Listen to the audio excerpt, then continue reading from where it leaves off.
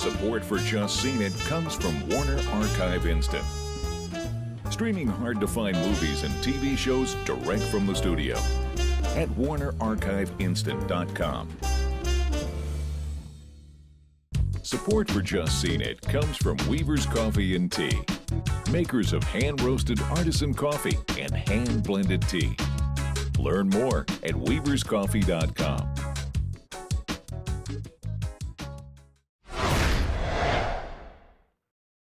ABC's fall season hopes to get lucky with the new comedy, Trophy Wife, about a former party girl who finds herself with an instant family after falling for a single dad.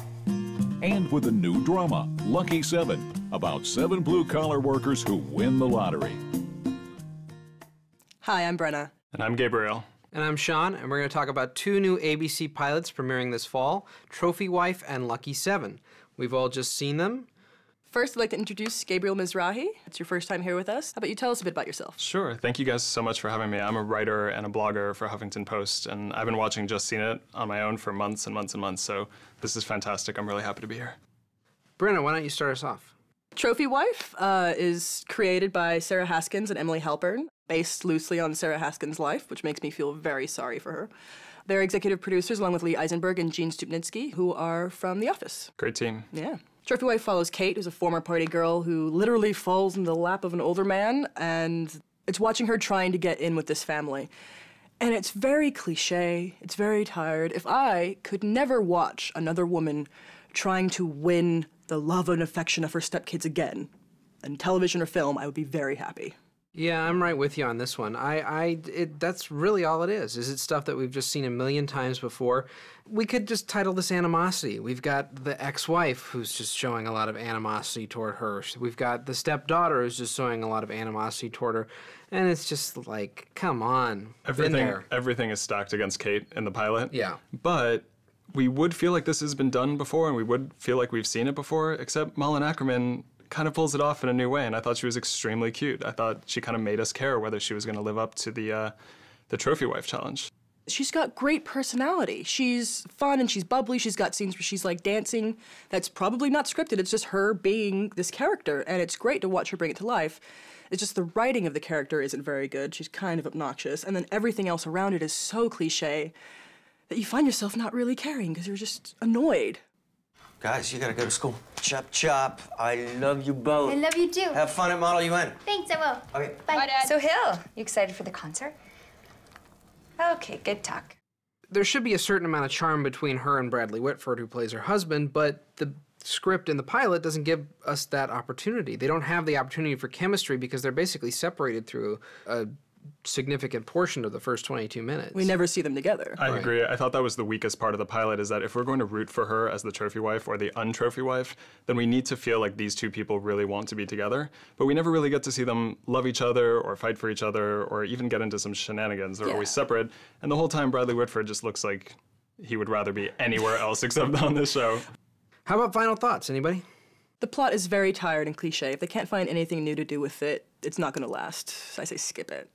I think it's a decent sitcom with a really talented team behind it. I think Malin Åkerman does her best with an otherwise sort of absurd script, but it's nothing you have to see right now, so I say stream it. I just think Trophy Wife seems like it's been sitting on the shelf with a lot of old ideas, so I'm going to have to say skip it. All right, let's change the pace a bit and talk about the new drama from ABC, Lucky 7. Lucky 7 is based on a British series called The Syndicate. This American version was created by David Zabel and Jason Richman, and it follows several workers at a gas station who join in a lottery pool, and they hit the jackpot.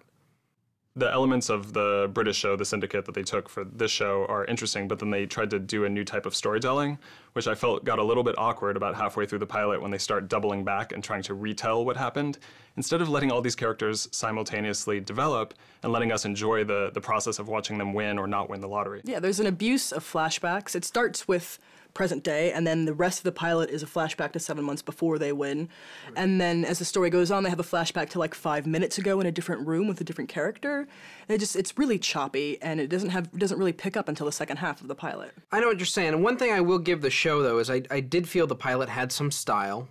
The problem is, for me, the story seems very stripped from the headline sort of miniseries or movie. And when you've got The Syndicate, which is only 11 episodes long, and 6 of those episodes were about one story and 5 about a completely different story, I'm wondering how in the world does ABC think that they're going to get a long-running show out of this premise? That's right. I do wonder how many ways we can watch people win or not win the lottery and then worry about why they didn't win. It's hard to imagine this going on for very long. Well, The Syndicate changes. Each series, it goes to a new group of people who win. This one seems like they're going to stick with this cast. Right. I can't imagine they're going to do a new cast every year. Well, it's funny. There were 3 or 4 moments in the pilot where you could see the writers trying to squeeze out as much drama from this otherwise pretty straightforward plot as possible. And each time they try to make it work, and you can see their writerly games, but it never really delivers the drama that we would hope. And the final number in tonight's winning draw is... God, Buddha, Vishnu, whoever's on duty up there, I beg you, please make him say 7. Please, please, please!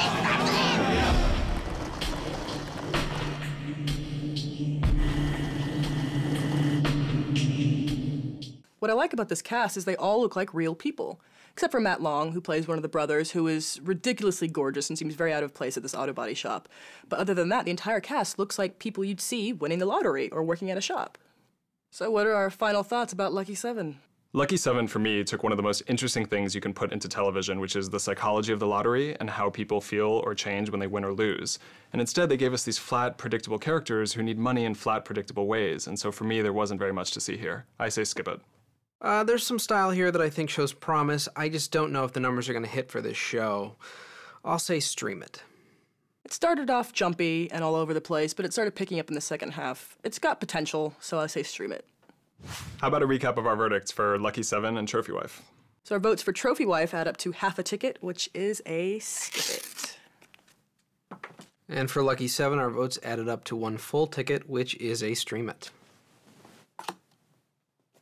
Cheers! Cheers! To those 7 lucky trophy wives. Yeah. Who wants to go halfsies on a lottery ticket?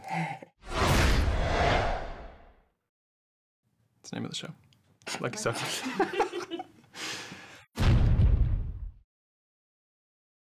Support for Just Seen It comes from Weaver's Coffee and Tea, makers of hand-roasted artisan coffee and hand-blended tea. Learn more at weaverscoffee.com. Support for Just Seen It comes from Warner Archive Instant, streaming hard-to-find movies and TV shows direct from the studio at warnerarchiveinstant.com.